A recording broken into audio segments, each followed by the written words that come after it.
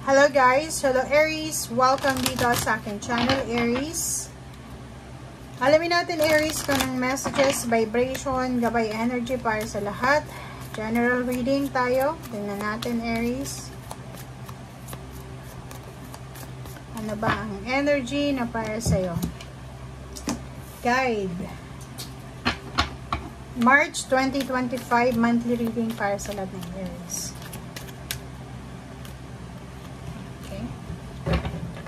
Okay, Aries.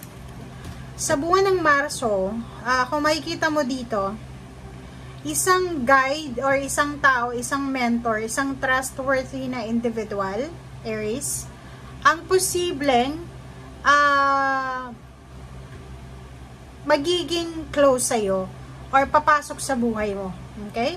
So, ibig sabihin yan, Aries, this month of March 2025, bibiyayaan ka ng isang tao, ng isang individual, na posibleng makatulong sa'yo to. Pwedeng siya na yung manifestation mo. Pwedeng pinagpipray mo siya na sana Lord, ibigay mo sa akin yung tamang tao na pwedeng makatulong sa akin. It's either mentor, guide, or mapagkakatiwalaan. It's either abogado, or kung sino man, Aries, na pwede mong pwedeng makatulong sa'yo. And Page of Wands, ang Page of Wands na to, sinasabi na etong taong ito na pwedeng makatulong sa'yo, pwedeng siya yung maging parang daan papunta doon sa pagkamit mo ng future mo, na parang ano siya, stepping stone, parang ganun. So, pwede din siya, spiritual helpers, guides, angels, mga messages from the universe na kailangan mong bantayan this March, mga synchronicities na pwedeng makatulong sa'yo para sa mga decision making mo para sa hinaharap. Okay? Okay, tignan natin. Aries.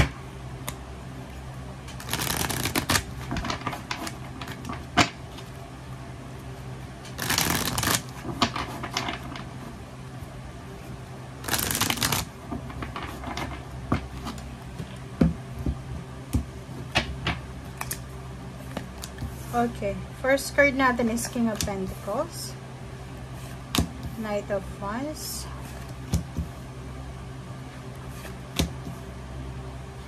okay, first card mo dito is King of Pentacles, second is Knight of Wands.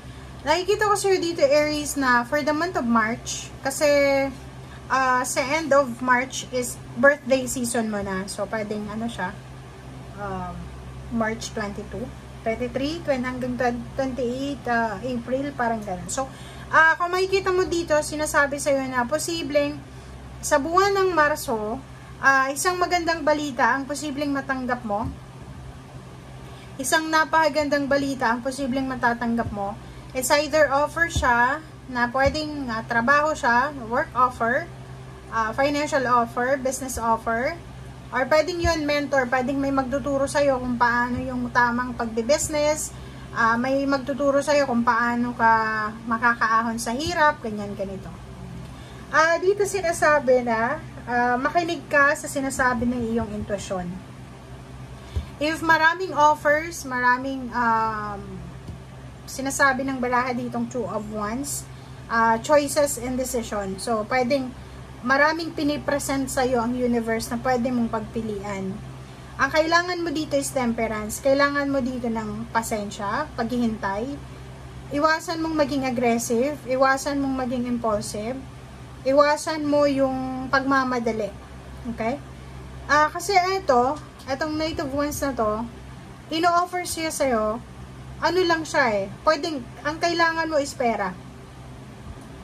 Siguro yung taong ito, pwede siyang fire sign, Leo, or Sagittarius din. Mag-o-offer siya sa'yo ng ways, diba? Hindi kanya yung parang hindi kanya i-feed ng pagkain, hindi kanya bibigyan ng cash. Ang gagawin niya sa'yo is, bibigyan kanya ng trabaho, or i-recommend kanya doon sa taong pwedeng naghahanap ng trabaho. Okay? So, sa ngayon, Aries, sinasabi sa'yo ng baraha na for the month of March, kailangan natin ng pasensya. Okay? Kung kailangan mo ng lump sum of money, kailangan mo ng freedom. Kailangan mo kasi parang feeling mo stagnant ka na for several years or several months. Wala ka ng choice, parang ganun. So, dito sinasabi na be patient kasi darating talaga yung hinihintay mo na to sa tamang oras, sa tamang panahon. Maniwala ka na nandito tayo sa mundo na wala tayong control. Ang kaya lang natin kontrolin, emotion natin, behavior, habits, yun lang. Pero yung result, wala tayong control doon. Okay?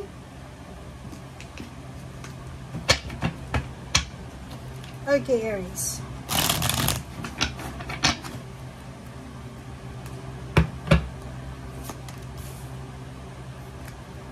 Page of Swords.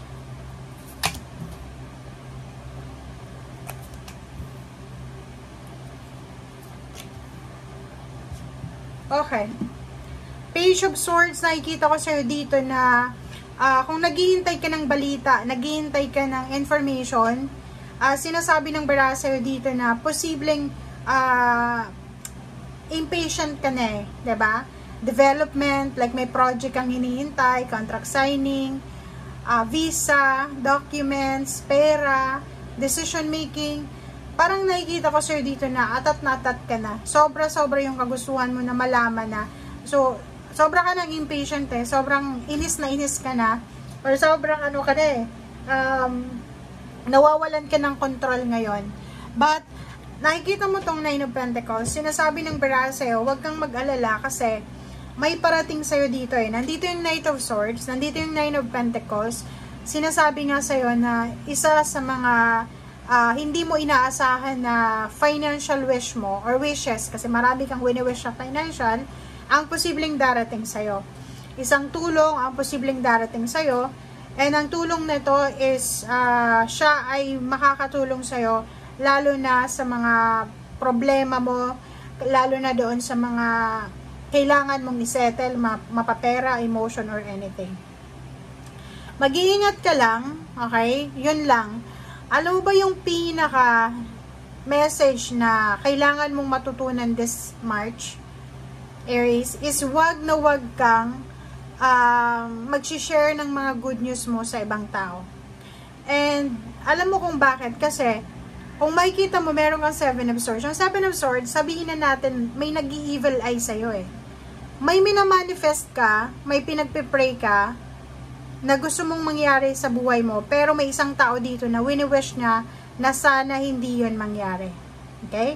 Mag-iingat ka kasi kung makikita mo to, malapit lang to sa'yo. It's either asawa mo yan, girlfriend, boyfriend, pamilya, kapatid, parang gano'n. So, or kaibigan. So, kung ikaw ay magbabalita ng good news, be patient kasi, 'di ba, pag masaya kasi yung pagbabalita natin eh. Pero hindi ka sigurado kung yung pagbabalitaan mo is talagang masaya para sa'yo. Kasi minsan, kukontrahin nila yan sa utak nila. And yun, evil eye na yun, hindi na yun matutuloy. So, kung ako sa'yo, ang gawin mo ngayon is pag-isipan mo lahat ng mga decision making mo. Yung mga ano na yan, yung mga plano sa buhay na wala pa namang kasiguraduhan, huwag mo munang ipamalita yan. Okay, mas okay na. Like, balak mong mangibang bansa, sabihin mo mag-post ka sa Facebook mo, nandun ka na sa ibang bansa.